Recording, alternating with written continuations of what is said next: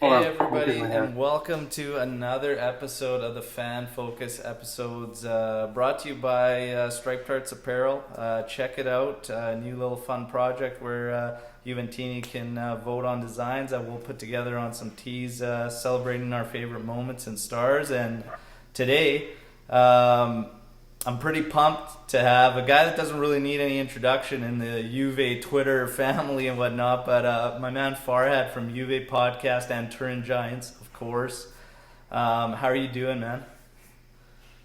What's up, guys? Thanks for having me, man. It's awesome. We're talking with you before the podcast, and I never really got a chance to communicate with you like this, so it's kind of fun. Thanks for having me. Yeah, it's awesome, man. It's Now, where do I look? Do I look in the camera? Because I'm looking at you, and you like on the bottom. look sorry, wherever you feel comfortable, man.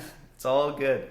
I can't look at the camera when there's a handsome man like you in my screen. Oh, jeez, holy man! You can make me blush on camera now. Come on, stop. So it's your show, man. It's your show. I gotta kiss your butt a little bit. So Farhad, let's start off. We're doing these for fun, basically, and just hear all the Juventini stories. I'm sure you've got a lot, and I can't wait to hear them. But for anybody that's just new to everything, and maybe there's still people finding out about even your podcast and everything. Let's start off with your name, where you're from, and a bit about yourself, what you do for work and whatnot. Cool, man. I'm Farhad. I'm originally from Baku, Azerbaijan. That was, if you remember last year, that was the Europa League final. That's where it took place. I moved away in 2002, went to Los Angeles. I lived there for about 12 years, and now I live in Chicago for the past 4. Started the fan club of Southern California in 2012, and now Saeed, I know he's been on your show. So he runs it now, does a great job. He's bringing it to a completely different level that I started. When we started it out, it was just a few people having fun and having some beers in the morning and cheering for you. We had some memorable moments. But if you join now, there's first of all, it's official now. I was too lazy to make it official. Saeed did all the work, and it's a legit UA approved fan club now. So if you guys are in the California area, please join them. Yeah, that's awesome. I love the Juve SoCal Club, and I get a lot of support from them. And I'm dying to go down and hit number 10 with them and watch a match with all of them. We'll talk about number 10. We'll talk about the rest. Now, first of all, thanks for having me. This old fashioned is for you. It's about the best old fashioned I've ever had. So thanks for having me. Cheers. Absolutely. Cheers, man. So let's start off with just some questions growing up and whatnot. Did you ever play football or soccer? How far did you go? Or was there other sports you were interested as well growing up? Maybe you got into soccer later or whatnot? Growing up in the European part of the world, I'm not saying Azerbaijan is Europe, but we're influenced a lot by the East and the West, and it's a very eclectic country. So, you play in the yard, in the designated areas. You play with the big boys, and you have your own little games going on. So, I always say in America, and the countries that are just developing love for soccer or football, whatever you want to call it. It's an activity for kids. For us growing up, soccer was a way of life. If you skip school, you go play soccer. It's a thing to do where away from school, if you're skipping school, don't be nearby because your dad and your mom will drive by or walk by and they'll catch you, which has happened to me. It's in you. My dad is a huge supporter. My dad is he has played semi-professionally, so we would go to games with him.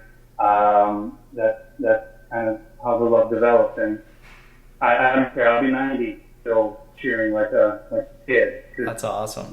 That's just such a big part of your life. Yeah, and I think I remember seeing some posts by you and whatnot. Now, your dad, he doesn't support Juve, does he? No, that's a good question. That's actually Surprised you remember. No, he's sort of a Ronaldo fanboy. He was on the United States for a long time. Real Madrid. Hey, I make fun of him sometimes, but now he's a proud Juve supporter. You know, you best believe he got that Ronaldo jersey from me to support. He has one for when he played at United, Real Madrid, and my dad also historically he loved the Dutch national team in the 70s. That's where my dad sort of like became a bigger fan. So in the 70s, the Dutch team was great, and he supported Milan during their heyday. So he follows the beautiful game, and he has to after each Juve game he tells me, hey, I've followed a lot of teams, but this is probably the most boring, the ugliest football I've ever seen. I was like, how dare you? First of all, but sometimes he's right. Our style hasn't been exactly super fun lately. But, yeah, at least we finished off with a really fun one against Merida there. That was a nice one to finish off. I know. I was going to say, if I ever catch Corona and I die, at least my last game was, it was very significant. There you go. So that's cool. I always like finding out about families because there's a lot of families that have divides amongst who they support and whatnot. And for me, it's just like my dad, he's the one that kind of brought me into Juve, and we have a lot of family in Italy, and it's all over the map as far as who they support. So the banter's there enough with the family. But yeah, my dad and I have always been on the same page. And I'm sure it's awesome now for you to actually have him on board, whether he's enjoying all the actual performances or not, but it's still probably cool to actually have him as part of the support, right? But you know what? It was really fun when he was cheering against my team. A little rivalry with your dad is not bad either. I have enough people who support you there. It's nice to have someone in their fans too. Yeah, mix it up a bit. So, how long are we talking? About you being a Juventino. How long in terms of years, and what? How do you become that? How do you pick Juve? What was the date of was it May 9th, 1996? It's literally the date I became a Juve fan. Like I was saying, you play in any neighborhood. You use 2 backpacks for goals and stuff. But thankfully next to us we had a pretty sweet playground with the goals and everything. So this one kid, he was always super nice to me. He was older than me. He lived across, like we could see into their house. Not into the house, obviously, but like we could see each other. And he was older. He was like 5, 6 years old. He was always looking out for me, making sure that, the big boys let me play. And he was just a nicer dude, nicer older guy to all the kids in the neighborhood. And he was like, was running to watch the game against Ajax. And we were all together. And he was like, who are you going for? I was like, I haven't really decided yet. And he told me that Alessandro Del Piero, there's a guy on Juventus. You should watch out for him.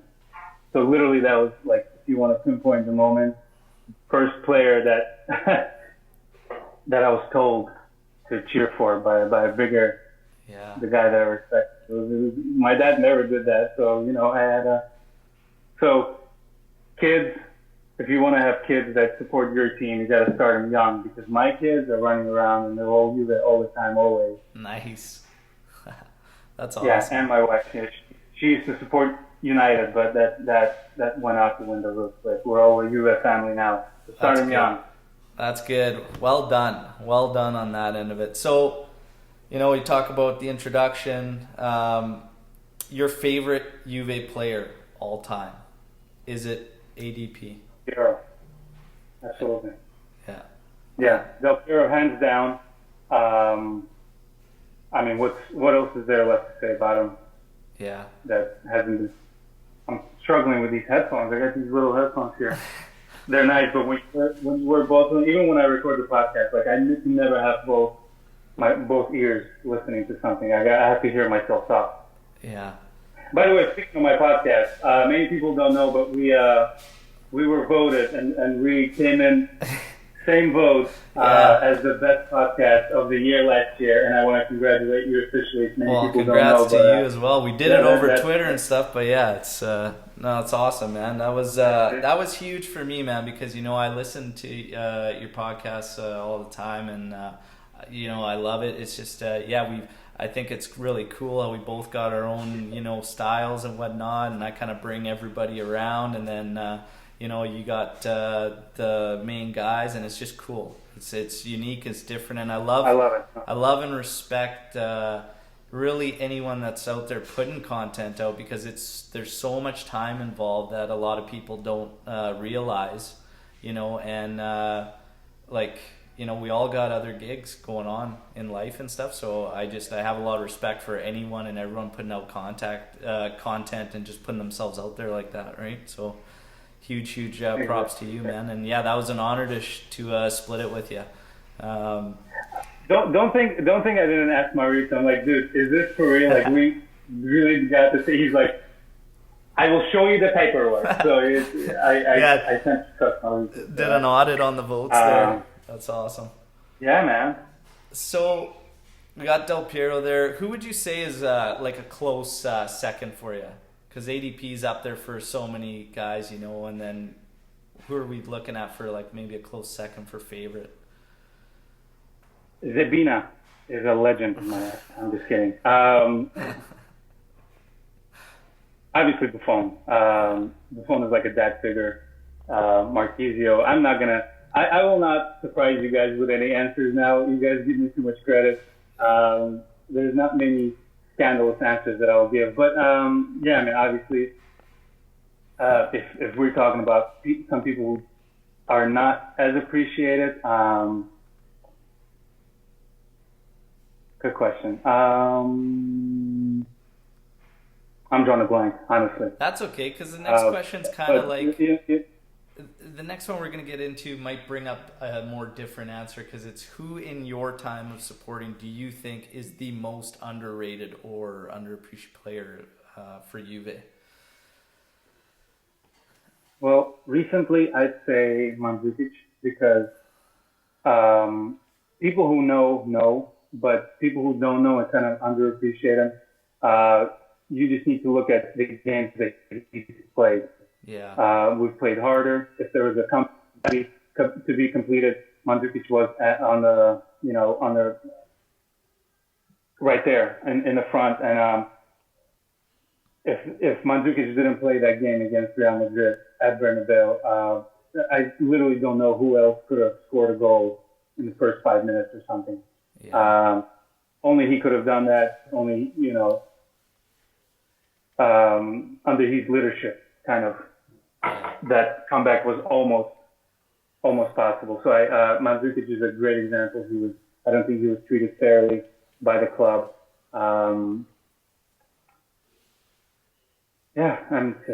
That's a good shout. That's the first shout for Mandzukic, and I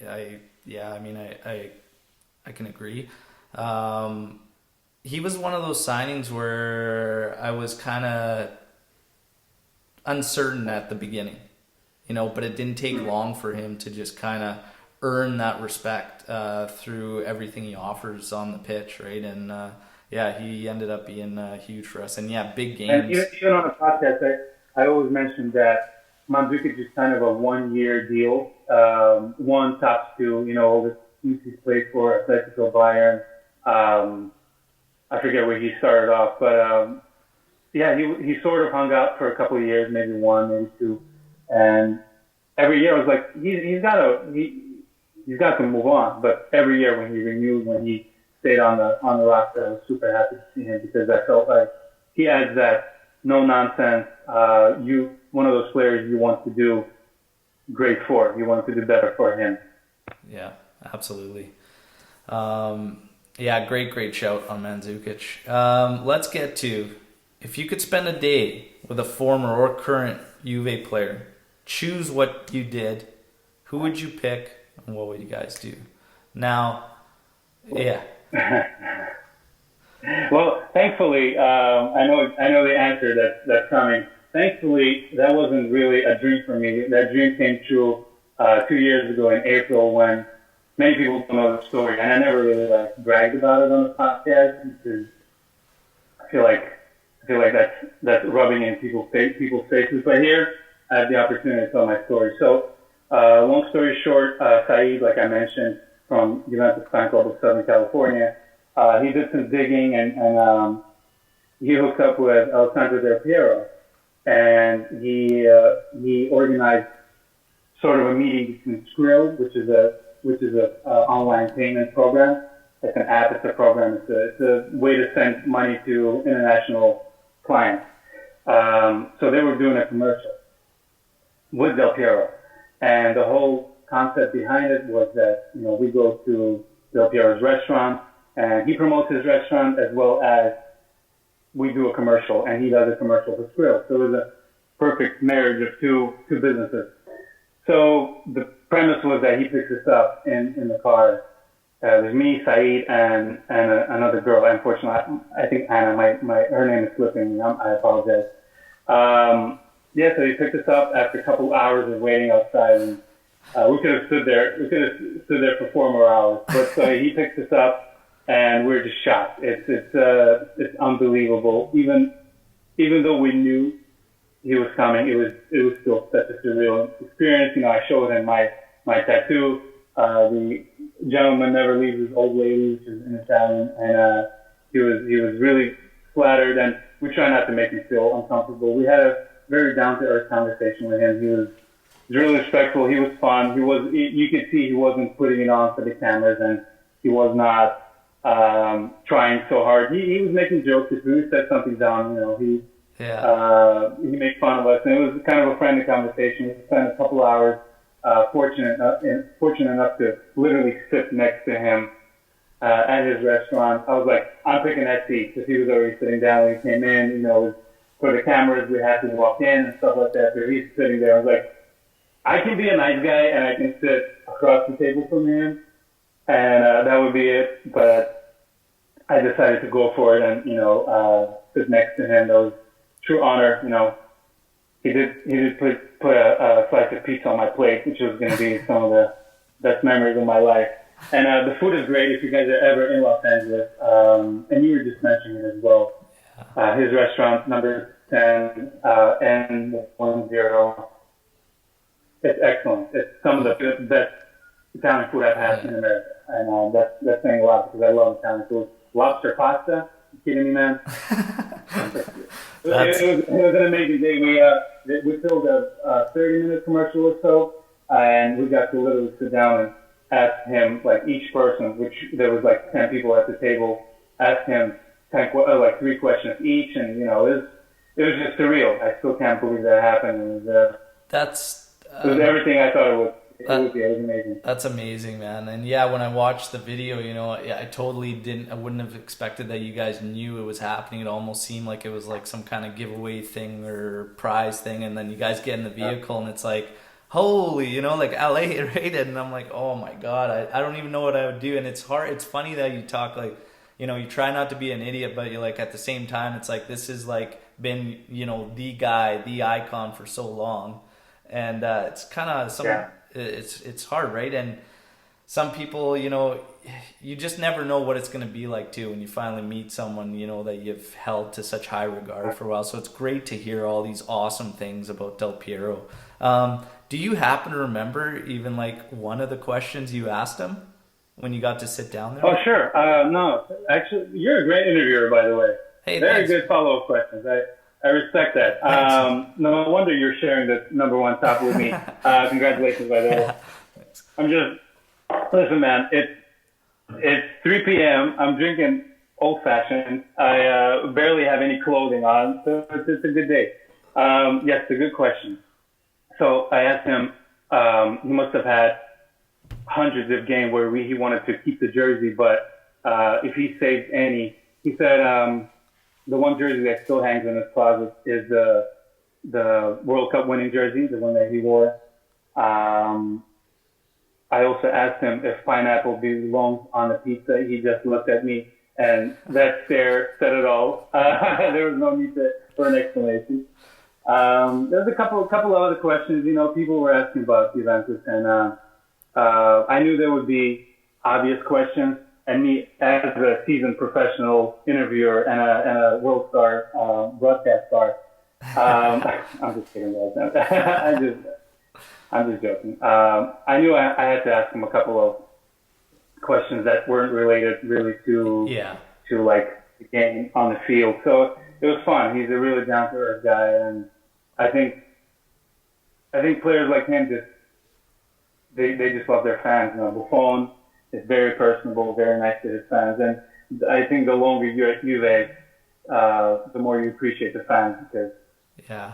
Juve has amazing fans. That's awesome, man. That's great. Thank you so much for sharing that story too. That's awesome because yeah, I mean when people get into this question, Del Piero, he comes up huge. So it's awesome to actually have someone on that's met him and can share that about him.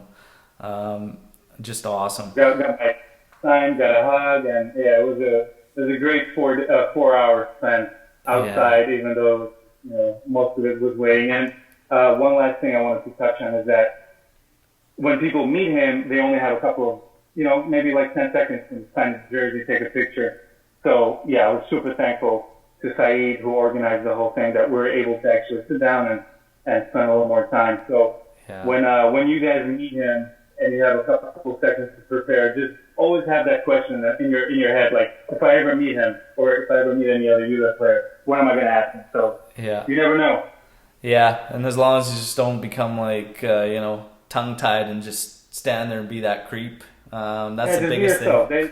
They don't like when you're frozen. They like to meet people and talk to interesting people. Yeah, as well. for sure. That's awesome, man. Let's get to jerseys. So you have a Del Piero one signed. What year is the jersey? What season? That's from 1998. 98 nice. Fun fact that I have a Zidane in the back, and he also made fun of that fact when he was signing it. I was like, just signing on the front, so it's so people think there's a Del Piero. But I just love Zidane. I just love that 1990s aesthetic of Juve. Even when we're making the Turin Giants clothing, I'm trying to for the future drops. I do want to capture that old school 1990s. I'm actually wearing one now. This is like a newer jersey. Yeah. Like a newer font. We're working on a new drop, and I appreciate you by the way. You were one of the first supporters of Turin Giants, and you immediately bought three hoodies from me, and I do appreciate it. Absolutely. You gave them away. Shout out. So as a competitor podcast, it's just like impossible to hate you because you're so nice. You promoted the crap out of the Turin Giants brand, and I do appreciate it. Absolutely. I wouldn't have done that for anybody else. It's just me, so I give you much props for doing that. And you're like I say, super cool for doing that. Yeah, I wasn't kidding when I said like I appreciate everybody that takes the time to do stuff for the Juventini and whatnot. And honestly, like the stuff's great, man. I love the hoodies. Especially the last drop, like is so comfortable. It's just it's awesome, man. It's good stuff. It is pretty nice. Yeah, you get Thank some. You. I chose a new place, and his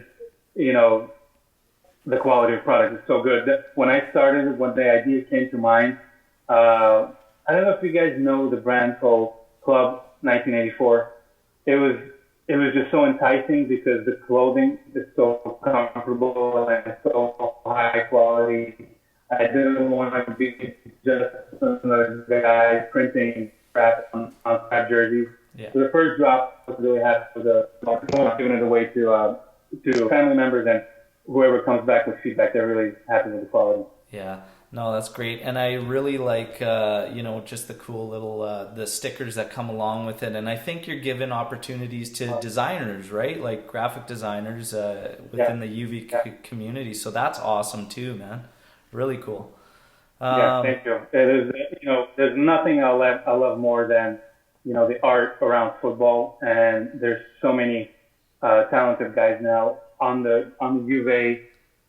Mount Rushmore of Juve designers, Colo, Whiskey, Emil, obviously Juve Edis is the OG, but his style is a little different. He does like Photoshop art, and then there's guys who do illustrations, and I just love them all. And Juventus Belgium, Alejandro has started doing edits now, and if you guys want to follow him on Foodie Graphics, or just go on Turin Giants on Instagram. Nice. I love to feature all those guys. That's cool. That's very, very cool. Now, so you got the 98 season jersey signed. Is that your favorite Juve jersey of all time? Absolutely. Yeah. Yeah. That has to be it. There's been it's just I think back in those days a lot more thought went into those designs. There's intricate details. I love that. Like I said, I love the aesthetic around Juve. And I mean, it's anything Kappa does even Yeah. now. I'm glad that I'm glad that they're having some sort of a rebirth thanks to the whole '90s fashion now. And I bought myself a couple of Kappa things, and I love wearing and sporting that '90s style. Yeah. Yeah, that would be my favorite jersey. It's just a lot of details in it. I like the newer ones, but I just think it's just so commercialized nowadays that it's just a way to make money. Back in the days, it was a way to represent the team. Yeah. Oh, that's great. The 90, that one, that 97, 98, I just loved the way the numbers and the name were on the back. Like it was such a cool design, the whole thing. And then, just really clean. Like Kappa just had like really, really nice, clean kits. So yeah, that's great pick for sure. Let's get into match days. So, what's your kind of routine on match days? Are you superstitious? Is there a certain thing you have to wear? Is there a certain thing you have to eat? I love this question with everybody's so different in what they do and they have to keep it the same. So you have to. You never just sit down to watch a game. That's for teams that you don't really support. yeah. There's a whole culture. There's a whole religion around what you wear and what you tell people. And there's superstitions. It's going to sound so corny, but it's just something that I do. I'm sure people have said more embarrassing things, but the badge has to be kissed 3 times for 3 points. The first season, we didn't have kids with my wife yet. We watched every single game of the unbeaten season in 2011. We watched together, so she would always be on my right. If she accidentally sat on my left, as soon as she sat on my right, we would either score a goal or something could happen. So now, whenever she's not, now with the kids and all, we can't really go out and watch a lot of games together. The ring finger, the ring goes on the right hand, so she would be on my right. But that's really about it. I try not to make it too convoluted, too complicated. So this is sort of like close to my heart because it actually came from somewhere. It's not just a couple of things that I do. Yeah. It reminds me of my wife and her support, and that's probably kissing the badge and wearing the ring on my right hand. That would be probably my 2 superstitious. That's awesome, man. That's cool. So Cool, man. all right, so yeah, let's talk about where you actually watch the matches for, because you used to be obviously in California, we know, and being part of Juve SoCal. And now, what's it like in Chicago watching the matches? Yeah, before we had technical difficulties with your connection, never happens on my podcast, by the way. The situation here is a little different. We used to watch in Los Angeles. The weather is nice. People are able to take time off, lunches and stuff. So we would watch the Champions League games together with a big group. Here, the weather is a little not good. It's a little sucky. So a lot of the games is kind of cold to go out and just sit in the middle of the day. It's kind of strange.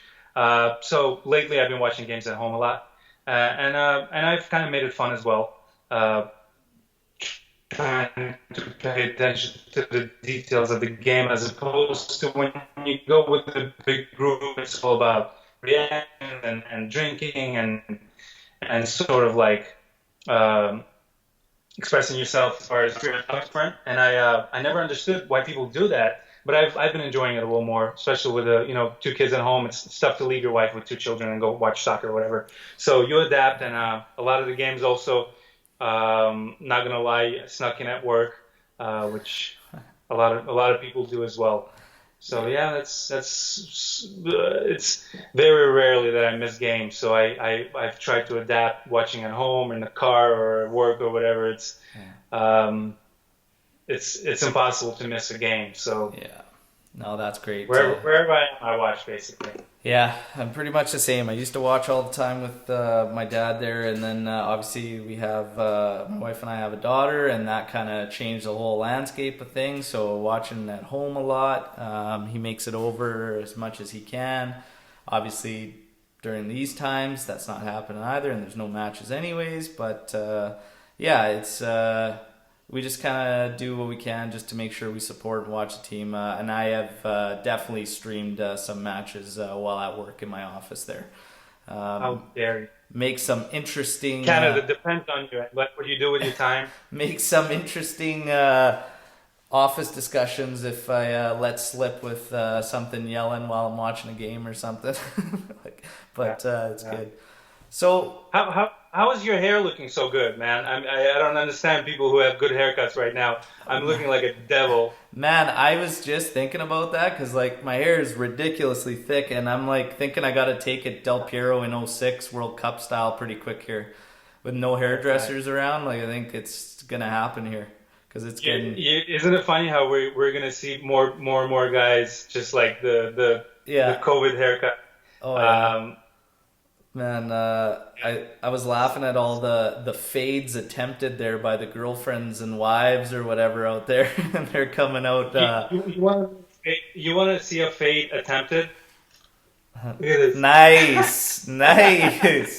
But thankfully, my hair grows so quickly that this is going to be by like 2 days. It's just if you see someone with a bad haircut, don't give them a hug, but just let them know that they're not alone, because we're struggling right now. And the funny part is that I was already late because my haircuts are a religion to me, and I was already late because of a trip I had to take. Yeah. And didn't make it in time, and like that whole, I was already late before we could even start the quarantine, and it's just like, can we keep one barbershop open? You know what I mean? I know. I'm the same. I'm like just. Before I even leave the barbers there, it's like, okay, 2 weeks, I'll be back. 2 weeks, put me down. 2 weeks, every 2 weeks, just keep it like that. But unless I'm traveling, and then I don't get comfortable doing it on the road or whatnot, so I wait till I get back, and then it gets out of hand because the hair grows so fast. But right now, I'm thinking Del Piero 06. It's gonna happen in the next day or two. But do it. Put the jersey on. And just do a photo shoot, make something fun of it. Yeah, I'll for sure out of do this whole something. situation. So what's a funny or interesting story involving you as a supporter that stands out? Like maybe involving banter with rivals, or being at a live match, or running into Juventini randomly. Like just an interesting story that you might have. Well, there's a couple. Maybe not a fun story, but going to Curva Sud with Maurizio for the first time during a Champions League game against Real Madrid. Me, Saeed, we were first timers at the new stadium. Well, any stadium. I've never really visited any other. That was surreal. Unfortunately, there was a holdup at the gate, so we literally maybe it was a fate, because when we walk in and the Champions League anthem starts. Yeah. And you're sitting behind the goal, it's just so surreal. It's so beautiful, and every time I think about it, it's just get goosebumps, because that was just such a beautiful moment.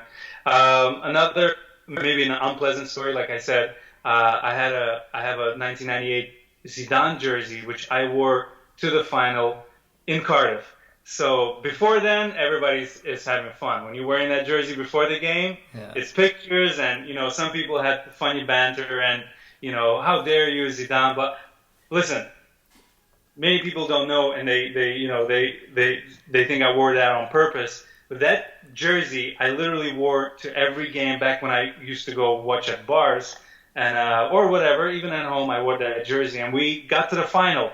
And if you don't wear that jersey on the final, you're just wrong. There's no way I'm not going to wear that jersey if that's the lucky thing. And maybe that's part of the superstition as well. Yeah. And as soon as I left the stadium, there was no way I'm going to continue wearing that jersey for more than in the first 20 minutes. I got pretty abused by the UF fans, and they were not happy. understandable. So it's, to avoid complications in a foreign country, I had to put a jacket over it. And it started raining later as well, which I always say that didn't make the night better because we were miserable and it was just not a fun weather situation either in Cardiff. And that whole night was miserable, but definitely a crazy experience. That was, again, lucky enough to hang out with the whole Juve Twitter gang before the game, and Maurizio organized an awesome little Juve village. It was fun, but that part where I had to cover up my jersey was not fun. It's just like, listen, I'm in my 30s. I'm not going to get into arguments with people and let it become something worse while I'm traveling in a foreign country with 2 kids and a wife at home. I just covered it up, and I'm surprised it even, I hope you guys don't hold it against me. I'm surprised it would even get to that, you know what I mean? It's just like, Hey, people were pissed. After that game, imagine you're sitting at home mad, but then add, thousands of people outside and people are drunk.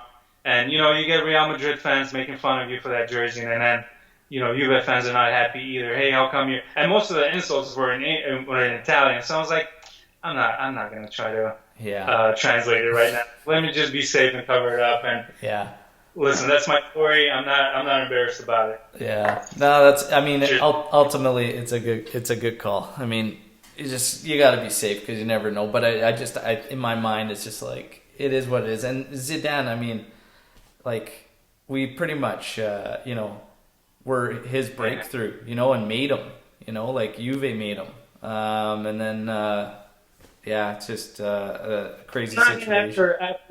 I wore it after. I'm not going to, that night stopped me from wearing one of the iconic jerseys. But since Del Piero had it signed, I haven't gotten to it, but I'll have to get it framed. And obviously your collection in the back there, it's awesome. I like your setup, man. Thanks, man. I'm so geeked out to be on your podcast because since 2015, it's like nobody gives a crap what you think. Talk and have guests over, and it's fun to be it's fun to be a guest. Yeah, that's awesome, man. Yeah, I mean, I appreciate it too. Like, I've been guest on a few pods, and anything, again, getting back to the time and the organization, anything you don't have to set up. You just got to show up and talk for a bit. It's awesome, man. It's great. And even now, I had to settle a couple of things with the little ones while they're not bothering me. So there's no situation of somebody running in on that drinking alcohol with a drunk on the webcam. No, that's awesome, man. So you shared a couple great stories. What's the best moment for you personally that you've witnessed, either on TV or in stadium? Just for you personally, the absolute best moment. All right, I'll give you both. So the first unbeaten season. So the story of the Juve fan club of Southern California. We're sitting, the summer after Juve ended up in 7th place 2 years in a row, and I'm talking to my wife, who's a really hardcore Juve fan, not a Juve soccer fan at that time. But she also became a big Juve supporter. Now it's a family thing. So I was like, I would love to watch games with more people. So that's how the idea started, because my thought at the time was, there's no way but up from now. So I organized the fan club. First couple of months were difficult because it's just getting the word out was a little difficult. It's not as easy now. But we did our best, and we collected a bunch of people. First year was so much fun to watch because the further we went and the further we realized that this might be it, more people would show up, and it was just an amazing experience with the Juve fans finally celebrating something. And the culmination of all that came where we organized a big, hopefully, I forget the last game who we played against, Catania or something like that. I can't recall. And that was the winning game, and there was a bunch of people. We took over the whole bar of where we used to watch, and there was celebration and champagne flowing, and it was just a fun thing that we organized with my wife, and Saeed helped out, and people who were dedicated and were coming to every game to watch. Times were basically simpler back then, so we were able to go to a bar for each game, And like I said, the culmination and the celebration at the end, I just couldn't believe it. That first year of Juventus fan club existing, we believed and we showed up for every game, and this was the gift to us, the finally, and tears were in our eyes, and it was just a beautiful moment to get all the embattled Juve fans together and witness such history. So that would be watching it on TV on a big screen at the bar would be one of my favorite TV memories. Obviously, there was a ton. I mean, come on, man, it's just you can't count the moments, but that stands out. And going to the Champions League final was, even though it was a miserable result, but applauding to Juve at the end of the very bad result, staying there. I've seen Real Madrid fans leaving to beat the traffic. They were literally leaving before their team was given the trophy, and Juve fans even stayed for that. It's just such a special moment that you just can't leave early. Where am I going to go? Applauding the team was at being there and being able to give them that support was an amazing feeling. Like I mentioned, partying with the Juve fans before the game and witnessing. I know your next question is we're going to get into that, but yeah, maybe live moment. I would definitely say the Champions League final. There you go. And you kind of segued to it. Favorite goal for you personally, all time, in your time supporting? Well, there's a few. To finish the topic of going to the Champions League final, witnessing Mandžukić's goal. Yeah. I was sitting far, but I was sitting right on the line, so I got to see the goal from the angle that not many people saw, which was kind of from the ladder. It was perfectly lined up with where I was sitting. So I can still remember that, the ball rainbowing, and it was like an hour. It was one of those moments that took forever. I was like, I can't believe he did it. I think it's going to go in. That's not going to go in, is it? Oh my God, it's going in. It's just one of those moments that lasted forever. And going into the halftime, 1-1, it was after that goal was just like, we're winning this, right? There's no way we're on such a high right now stuff happens. But goals, I mean, one of my favorite games for some reason is that first year we went back to the Champions League, that game against Chelsea at Stamford Bridge, and we're down 2-0, and Chelsea fans are heckling us at the bar, and we just, like Juve fans, just knew that team has a will and ability to come back, and Vidal bangs that one in after the one that he started limping, and then Quagliarella, cheers by the way, Quagliarella with a nutmeg against Czech was a couple of goals I won't forget, and then the return leg at home, Javinko and Vidal, and I forget who scored another goal. It was there were some goals that are really special. Believe me, you will need another hour. Well, the Mandžukić one, I mean, you were there in the stadium. That's huge, and that's not just like one of the best for Juve. That's one of the best in Champs League history. That goal was incredible. From the long ball over. The fact that the ball doesn't touch the ground ever since the game, the attack started. It was a special goal. Oh yeah. And just so for me, just so unexpected from Mandžukić that he was going to do that. Oh man, unbelievable. So that's a great one. I'm sure you've been asked. What's your favorite goal is? My favorite goal? Oh my God. I always just anything really against Merda always stands out to me. But the Del Piero one is one of my favorites when it's late in the Derby d'Italia, and it was the 2005 season. Yeah. And it's a late free kick, and he steps up. 39 minutes. He freezes Cesar. There's no chance he can get it right in top cheddar, and just the celebration with him running, tongue out, and then he puts his arms out, and just the way the jersey's flapping around, it's just like iconic, and it's just like embedded in my brain, and I absolutely lost it. And my dad was celebrating, and I think one of his friends is the supporter, and he was over at the place, and we're running around, like rip the jersey off, like spinning it and celebrating. He's grabbing shots of brandy, I think, my dad, and we're celebrating, and it was just awesome. Well, there was a couple of jersey ripping moments. One was, I remember, I didn't rip the jersey. I'm too cheap to rip my jersey, but I definitely took it off and ran around. When Cuadrado scored against Bayern, that was one of the jerseys that came off. One of the goals that was super memorable, because we watched it with the Juventus fan club of Southern California. Again, I'm gonna give them a shout out.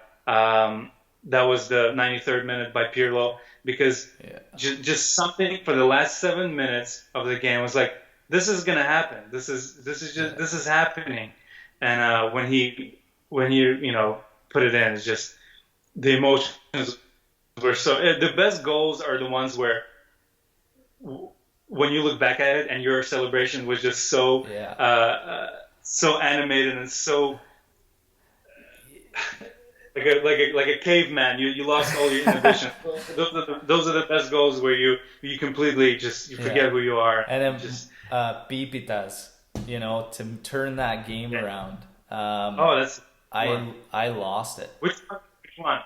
And that's it too. Yeah, which one? Both. But the one where we come back after being up, they were down to 10 men and we won 3-2. The cross from Dybala to Higuain, and he buries, and then just watching everyone celebrate they all run over to the corner, all the players on the bench.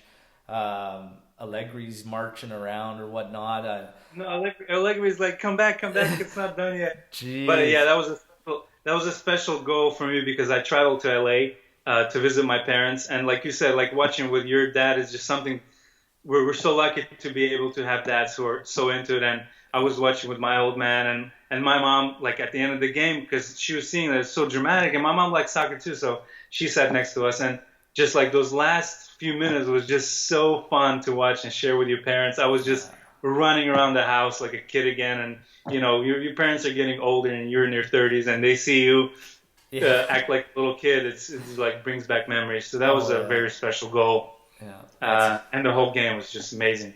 Yeah, that's great, man. Well, we tackled all the questions. Again, thank you so much for joining me. I want you to just take a couple minutes, if there's any message as we offer these fan focus videos, just to give people a healthy distraction. If there's any message you have for the people out there, and also just to take the time to plug everything you got going on, because you're doing so much good stuff. So go for it, Farhad.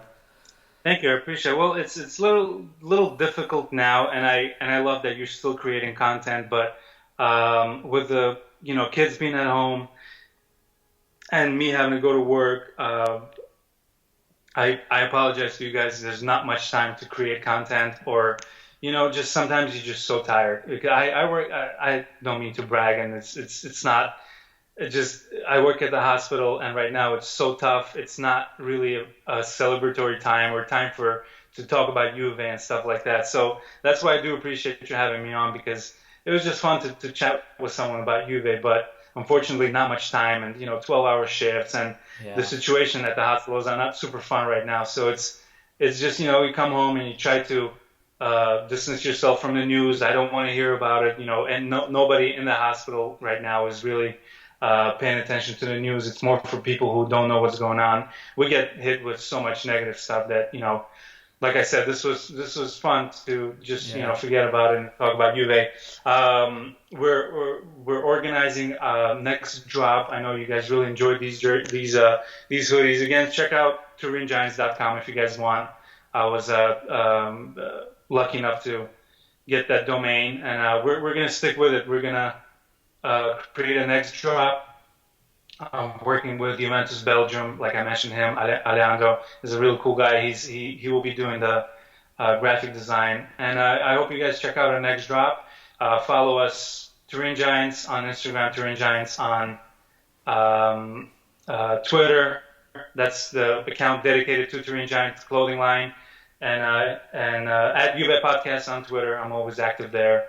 Yeah, thanks for letting me plug in all this stuff. And absolutely, man. Absolutely. Thank you again for joining me, man. It's been long overdue. And look forward to doing it again once the matches start happening again. We'll get another pod going. That's awesome.